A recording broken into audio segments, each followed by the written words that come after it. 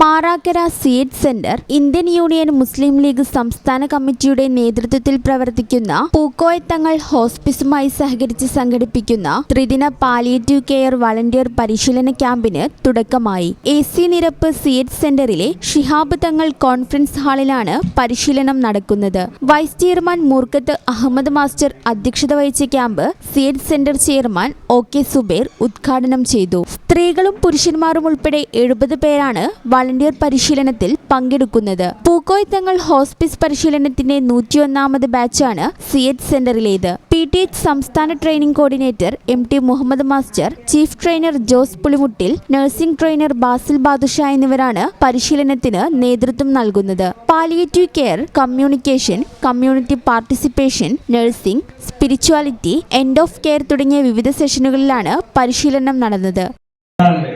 നിങ്ങൾ കുറച്ച് കാര്യങ്ങൾ പരിചയമുണ്ടാവും, എന്നാൽ അത് ഒന്നും കൂടി ഒന്ന് കുറച്ചുകൂടി ഒന്ന് ഡെവലപ്പ് ചെയ്യാനുണ്ടാവും.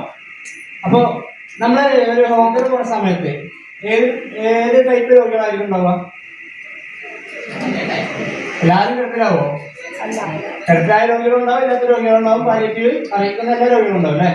ഈ കിടപ്പിലായ രോഗികളാണെങ്കിൽ എന്തെല്ലാം അസുഖങ്ങൾ കാരണം കിടപ്പിലായിട്ടുണ്ടാവും?